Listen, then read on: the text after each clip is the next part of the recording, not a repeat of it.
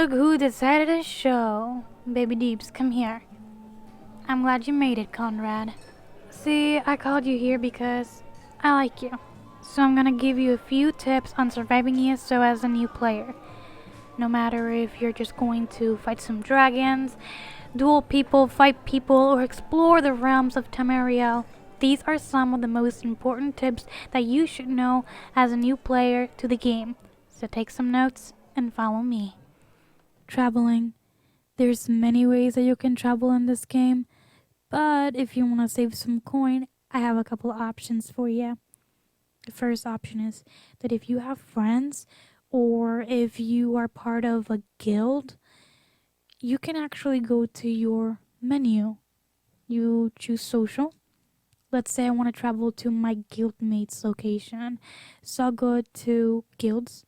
I'll choose the guild that that person belongs to, and then I'll choose roster.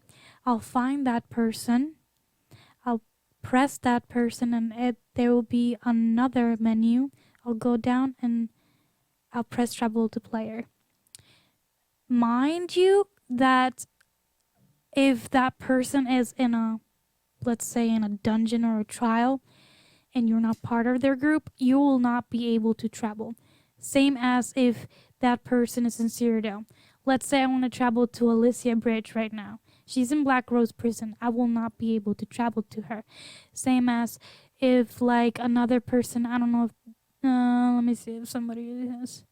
Yeah, this person. Let's say I want to go to Dumbfounded Dead 73, but she's in Cyrodiil, so I will not be able to go to this person's location because she's in Cyrodiil. The same thing with if you want to travel to a friend, you go to friends and you choose the friend that you want to travel and you just press it and go down through the menu and choose travel to player. Your character is going to do some weird ass enchanty thing, and it will take you to a loading screen. It will take you to actually that person's location. While you're with friends, guys, be careful where you travel. You can find something that lizard tails. Oh my god, I see anything, I see anything, I see anything. Another more common way to travel would be using way shrines. So these powerful pillars are kind of like safe points that you will discover across Tamariel's map. And how they work is that if you have discovered another way shrine in another place, let's say I want to go to East March. I have discovered the way shrine in East March, so I can actually travel with no charge. But if you're rich and you don't care really about spending gold, you can also go to your map and choose any way shrine that you have already discovered. Mind you, the cost to recall will get greater and greater as much as you do it.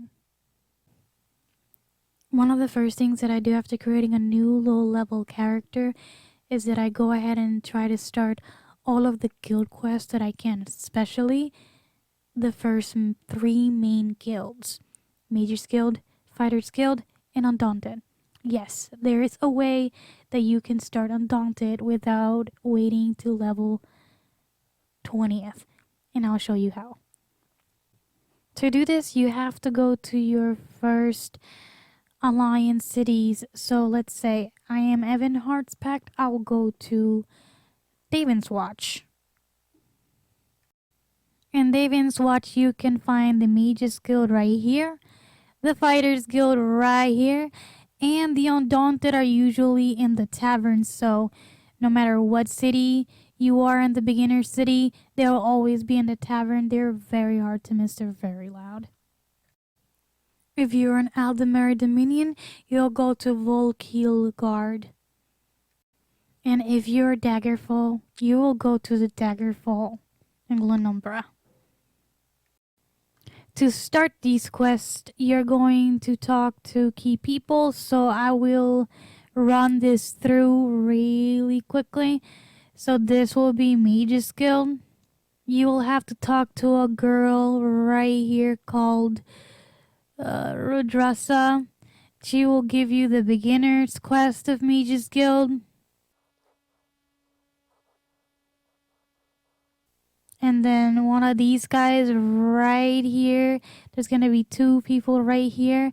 They're gonna give you the quest for Fighter's Guild.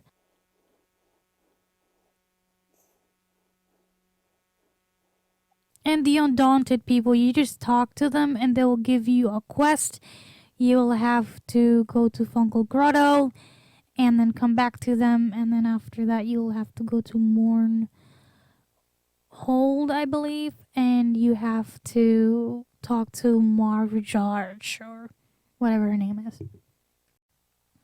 Another tip for you is to always feed your mount every day that you get on, because you can only feed it once. So it's such a slow process to get your mount all like up to date with speed, capacity, and stamina. The way to do this is that you go to any major city, you go to the horse icon, you travel to it, you go to the stables, and you talk to the stable master. She will give you a list of options to go for speed, stamina, or carry capacity. My personal opinion, I always start with speed. I fill it up completely to 60%, and then I worry about stamina and carry capacity. Why do I do this? I PvP a lot, and speed gets me out of a lot of sticky situations in Cyrodiil. So that's why I choose speed. Another important tip that I advise you is choose your Munda Stone. Either if you're going for stamina or if you're doing a magic build. Still, Munda Stones are very important in this game. Each Munda Stone is completely unique. They offer you different buffs that you can take depending on what kind of build you want to go for. The location of these Munda Stones are all over Tamariel's map, including Cyrodiil. So it's time for you guys to start questing. See, you can find each Munda Stone in different cities. So you just have to start questing and looking and adventuring through Tamariel until you find all of them. If not, just ask a friend and be like, yo, I need the lady's Munda Stone, and he should give you a lift. Another thing that I used to do when I was a baby deeps is that I used to just research everything that I got my hands into, especially weapons, armor, everything. So if you can see, each weapon and each armor have a different trait. Like, for example, this weapon has defending, this other weapon has precise, this other weapon has sharpening.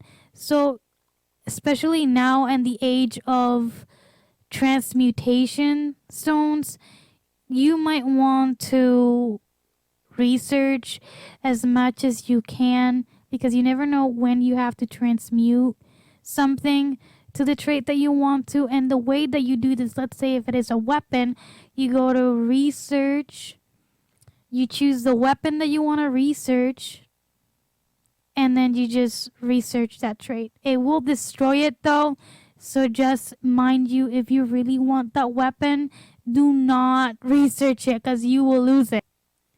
There are a lot of ways to level up in this game, but if you are a new player to ESO completely, my best advice is to start doing all of the main quests, especially the DLC quests and the base game quest.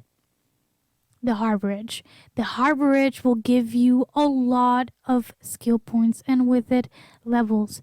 The skill points you desperately need, especially when you are developing your build, because you need to start filling up all of these trees, so you don't want to miss on that. Plus, they give you like at least 38 levels, and it has a really pretty cool, solid story, so you don't want to miss on that.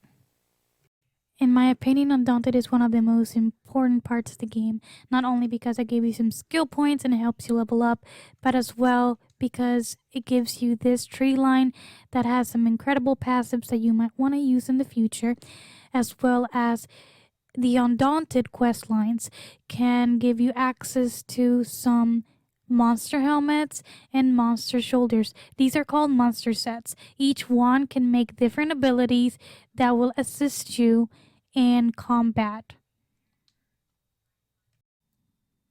The way that dailies work, which is also the way to get keys, is that as soon as you go to one of the Undaunted locations, you have to pick up the daily quests. These NPCs right here give you the Undaunted daily quest. Mind you, these NPC right here, or Garla Sheafbane, she's the one that gives you the toughest daily quests that have most likely the newest dungeons in the game. After completing these quests and these dungeons, if you complete them in vet in hard mode, then when you come back to the NPC, he gives you 2 keys. If you complete them in normal or without the hard mode, they should give you 1 key. And with these keys, you can go ahead and buy the shoulders, the monster shoulders that you need. To get a monster helmet, and I will be talking about monster sets with more depth in another video, but to get the monster helmet, you just have to go to the dungeon that has that monster helmet and complete it on vet. The last boss should drop the helmet. Don't do it on normal because it will not drop. You have to do it on vet. Also, another recommendation when getting your monster sets, I will get them when I'm cap level 160, no less. The Undaunted locations vary. If you are from the Covenant or if you're just hanging out in Wayrest, you can find it by the Undaunted symbol. If you're also hanging out in the AD side or you're an AD and you don't like Wayrest or Mournhold, you can go to Elden Root and you can find the Undaunted right here. Or if you're just hanging out in Mournhold, you can find the Undaunted right here. The only cities that have Undaunted is Mournhold, Elden Root, and Wayrest. This is another thing that I do when I'm a baby deeps. I go ahead and start doing the random dungeons and as well as the random battlegrounds. And how I do this is I go again to activity finder, I press it, and I choose either dungeons, random dungeons. You could either do it on normal or vet, or I go to battlegrounds and choose random battlegrounds right here. That gives you a lot of experience. I wish I knew this when I was a baby deep, but other than having a friend or a guildmate make you a training gear, you can actually also go to a guild trader and go through drinks and get a drink that will help you level up, like the Physic Ambrosia. The Physic Ambrosia gives you 50% experience for 30 minutes. If you have a little bit more coin, you can get the Mythic Ethereal Ambrosia, which gives you 150 experience points for 30 minutes. If you get lucky and you have 2 experience scrolls or 3 experience scrolls, you can also use that. There's different experience scrolls. There's a 50% experience scroll. There is 100% experience scroll, and there is a 150% experience scroll. So you can use all of that to level up faster. I do not recommend this if you are a new player to the game, but if by any reason you want to level up fast to level 50, the best way to do that is to just basically burn through mobs. There is 2 places in Cracklorn that are very famous for that, which is Skyreach. I do recommend going with another person.